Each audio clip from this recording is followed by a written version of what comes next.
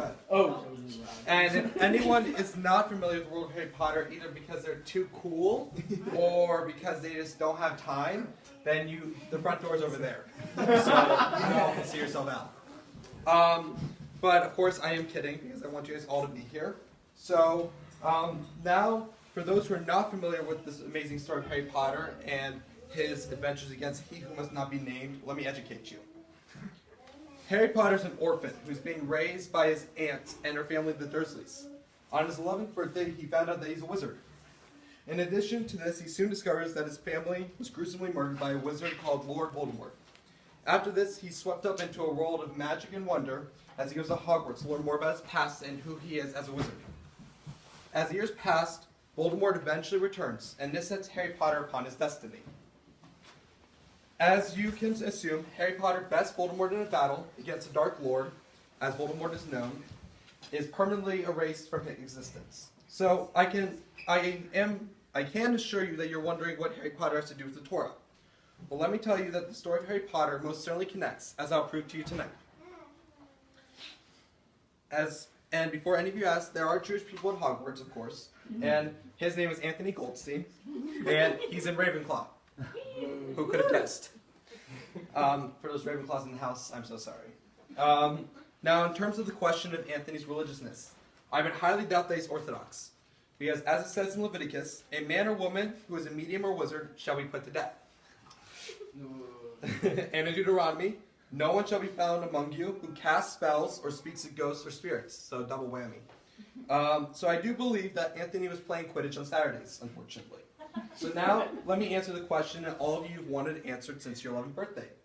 Where is my Hogwarts letter, Mom? Well, I am sad to say that I think the Hogwarts headmistress McGonagall does not want any of us beheaded for practicing magic. So no, your Hogwarts letter was not lost in the mail. None of us were accepted, sadly. We can all cry later. That's why there's alcohol. For those skeptics in the room who are internally saying that magic doesn't exist, let me just give you some food for thought. Why would magic be forbidden if it doesn't exist? And if you need further reassurance that magic is real, just look at the stories of the Bible, such as King Saul who raised the ghost of Samuel, the prophet. Okay, now let's get serious. We've now covered a few basics. First, Hogwarts is most certainly real. Well, it sure is that I'm Jewish. Second, magic is real and it's forbidden. Third, none of us were accepted into Hogwarts. And no, we cannot sue Hogwarts because it's not discrimination, as they've accepted Anthony and have met the affirmative action policy of the UK. I could just spend this entire devar on magic and the halachic nature of forbidden practice, but I'm choosing not to because of the amazing stories that Harry Potter contains and all the lessons that are within it.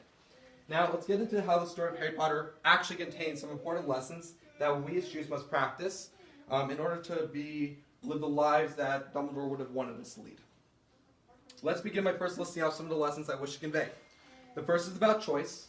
The second is about destiny. The third, and most important, being respect. And last but not least, being friendship. So choice. We make choices every single day. You guys all made a choice to be in this room right now. And I'm so sorry that you guys made that choice and are listening to me talk right now. But because you guys did make that choice, I'm going to continue. Secondly, the freedom of choice is a foundational part of our Jewish identity. This is the same for the wizarding world. As we saw with Harry Potter in the first book, when he had a choice between Slytherin or Gryffindor, or Snape's decision to protect Harry. Every single day we battle the Yetzer Hara, and we have an option to make the right choice, or succumb to our Yetzer Hara. As people, choice is not always easy. Should we eat the second piece of pie? Should we stay up another hour? Should we talk to that person across the room?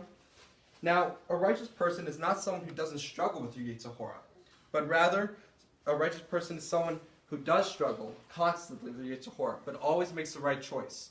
And as they make those right choices, it gets easier and easier and easier to be a better person. So now let's discuss destiny. I feel like it's a little bit ironic to discuss destiny right after discussing choice. As Jews, we all believe that we are creatures of free will. However, we're also aware of the idea of tikkun olam, repairing the world.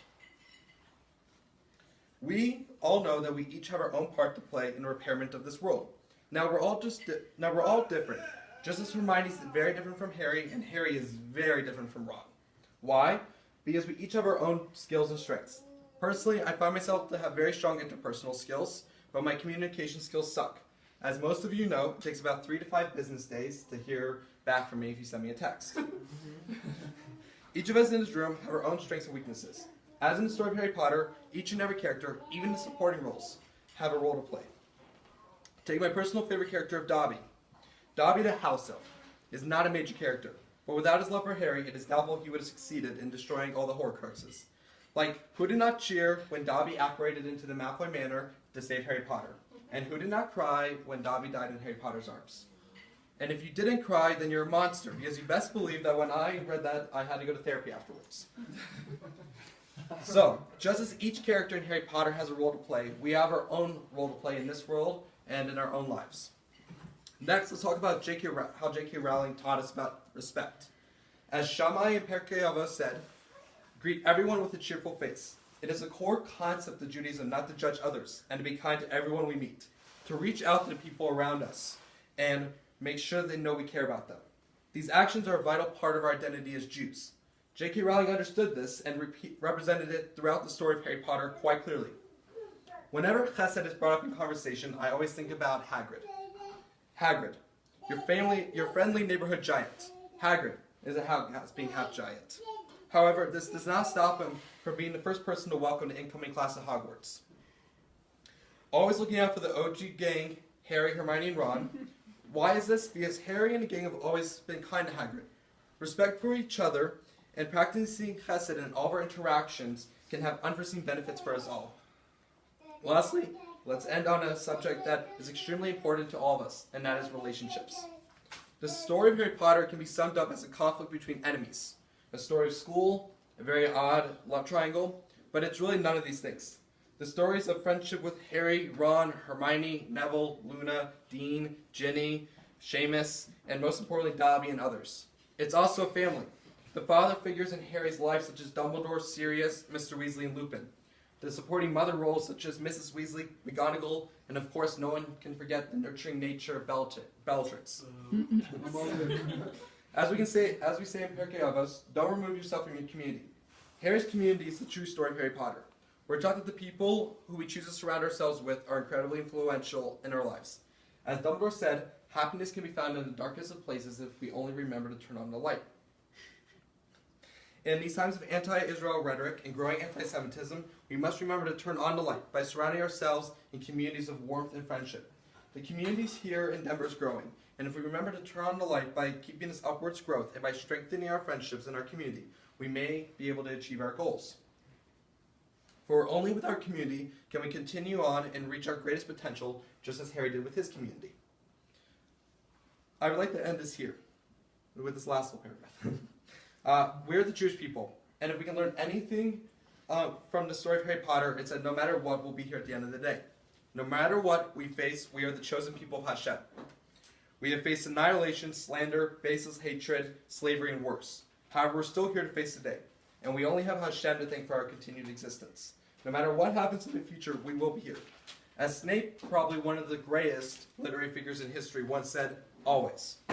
We are the Jewish people, and we will always be here. But along our journey towards Mashiach, we must keep in mind the ever-growing struggle we face. I hope that we will one day be in Jerusalem, eating a Shabbos dinner together during the times of Mashiach, together for always. Thank you, everyone.